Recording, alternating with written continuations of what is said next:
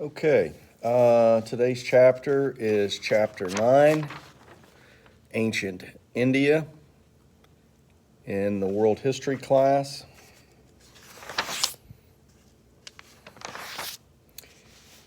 And we'll begin on Geography of India. India and several other modern-day countries make up the subcontinent of India. A subcontinent is a large landmass that is smaller than a continent. An Indian subcontinent is part of the continent of Asia. Mountains, plains, and rivers. On its northern border, India is separated from the rest of Asia by rugged mountain systems. The Himalaya are one of these mountain systems. You have probably heard of Mount Everest, the highest peak in the Himalaya. Mount Everest is more than 29,000 feet tall. That's nearly 5.5 miles, which makes Mount Everest the tallest mountain in the world. Wild, fertile plains lie at the foot of India's extensive mountain range. The plains owe their rich soil to three great rivers that flow through the region. The rivers are the Indus, the Ganges, and the Brahmaputra. India's people rely on these rivers for farming, transportation, and trade. The landforms in the central and southern India are much different from the landforms in the north. Along the west and east coasts of the subcontinent are the lush, fertile lands. Further inland, there are two chains of mountains that have worn down over time. As these mountains eroded, they are left with rugged hills. Between the mountains is a dry highland known as the Decca Plateau. 2/3 of India is part of this huge plateau. India's civilization has been shaped by its climate as well as its physical landscape. Seasonal winds called monsoons have a large influence on India's climate.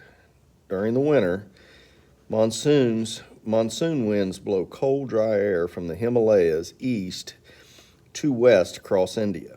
During the summer, warmer temperatures can cause the winds to change direction. Summer monsoons blow winds west from the Arabian Sea. They bring warm, wet air and pouring rains. The summer rains bring farmers water that they need for their crops. With the good rainfall, farmers can grow large amounts of food. Because of this, people celebrate the arrival of the monsoon rains. However, the monsoon rains can cause damage. Very heavy monsoon rains sometimes cause flood and destroy crops. Floods can even kill people and animals. Too little rain can also cause a problem. If the rain comes late, there may be a long dry period called a drought. A serious drought can bring disaster to farmers, and a lot of farm crops are ruined if a lot of farm crops are ruined, many people go hungry or starve. The Indus Valley Civilization. Thousands of years ago, India's first civilization began in a valley around the Indus River. The Indus Valley Civilization is called the cradle of ancient India. And like the early civilizations of the Mesopotamia and Egypt, the Indus Valley Civilization developed near a great river system. About 5,000 years ago, nomads settled in the valley along the Indus River in an area known as Pakistan. The first settlements were built on the shores of the river. The soil was rich there, and farmers grew large crops of wheat, barley, and beans. With abundant crops, not all the people needed to farm. Many people made tools and constructed houses. Some supported themselves by trading extra food and goods. The Indus people prospered and built cities. The Indus civilization spread over much of western India and Pakistan. The Mohenjo Daro and Harappa.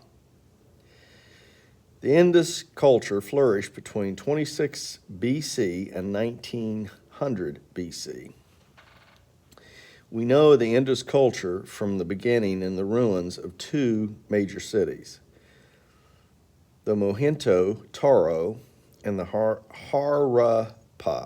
Harappa. At their peak, the Mohenjo-Daro and the Harappa had more than 35,000 residents. The cities were designed almost exactly alike.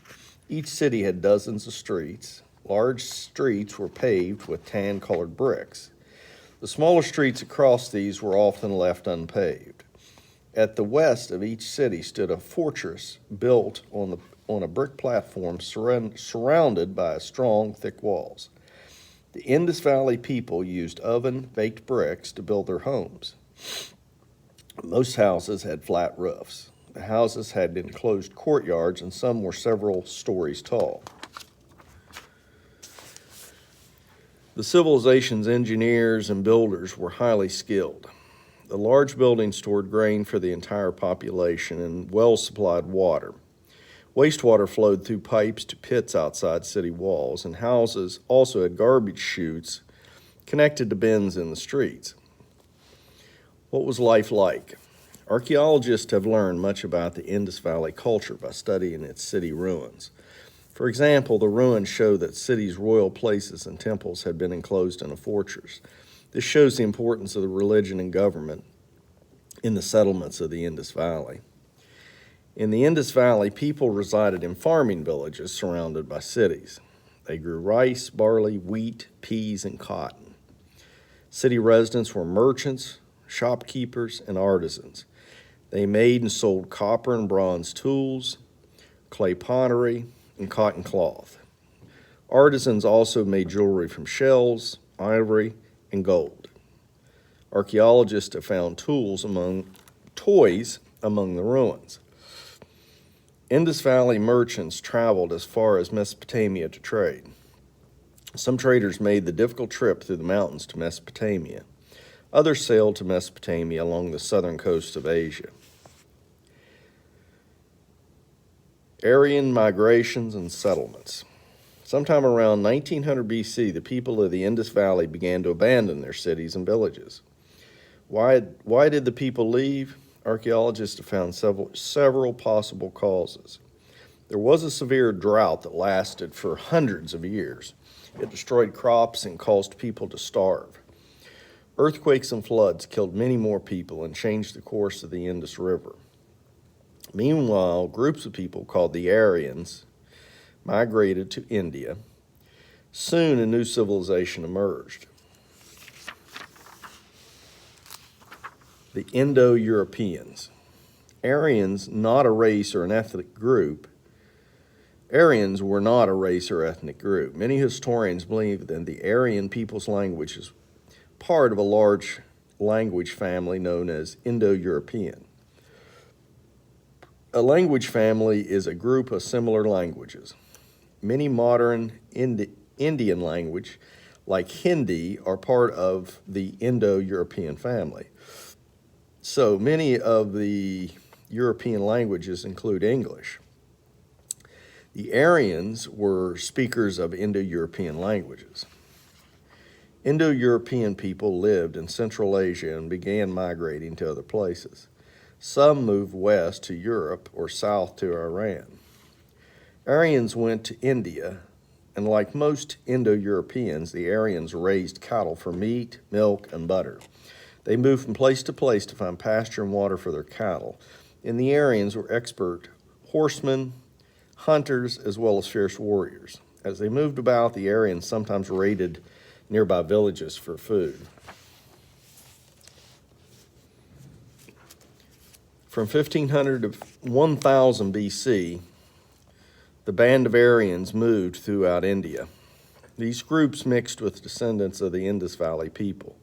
Together they created a new culture, and over time the Aryans in India adopted a new way of life. They settled down in one place and became farmers. They still raised cattle, and eventually the Aryans saw their herds as sacred and banned the use of cattle as food. The Aryans began to make iron tools to clear forests so they could farm the land. They also built irrigation systems, and gradually they turned the Ganges River into a productive farmland. In the north, farmers grew grains such as wheat, millet, barley. Millet is a grain that is still an important food in many parts of the world. Farmers planted rice in the fertile valleys. In the south, farmers grew crops such as cotton, vegetables, pepper, and ginger. The Aryans lived in tribes. Each tribe was led by a Raja, or a prince. The Raja created its own small kingdom, which often fought each other over cattle, treasure, and land. Like most nomadic people, the early Aryans had no language. After they settled in villages, they developed a written language called Sanskrit. Sanskrit gave people the way to record sales, trade, and land ownership. And eventually, Aryan hymns, stories, poems, and prayers were written in Sanskrit. Later, they were recorded and collected into sacred texts known as Vedas. Examples of Vedas remain today. This prayer in the Veda asks for the divine help in offering a sacrifice. And then you can read the prayer below. Ancient Indian society. As the Aryans settled in India, people set up towns along the Indian Ganges River. Most people still farmed for a living, and some workers specialized in crafts such as carpentry and weaving. Others took part in trade. As India's economy grew, a system of social classes developed. The four social classes of India are sometimes called Varnas. People were considered members of the Varna which they were born into. The most powerful Varnas were the Brahmas and I had a little trouble pronouncing this, Kshatriyas. The Brahmas were the priests and the people who performed the religious ceremonies, and the Kshatriyas were warriors who ran the government and the army.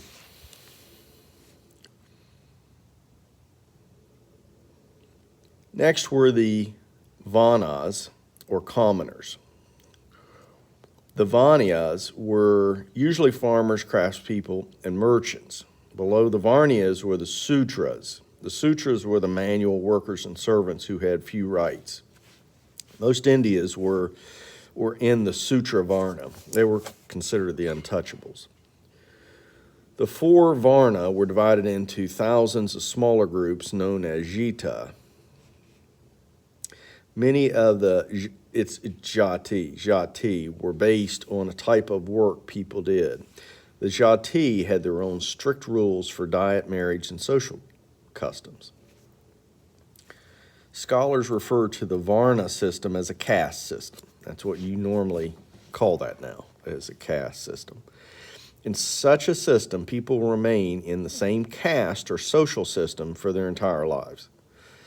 A person's caste determines the job that they may take in the future.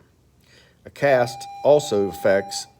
Mr. Best, can you please call the office at 42500? A caste also affects people's choice of marriage and partners. At the lowest level of society were the untouchables. The untouchables were not part of the Varna. They did not work the Varna Indians.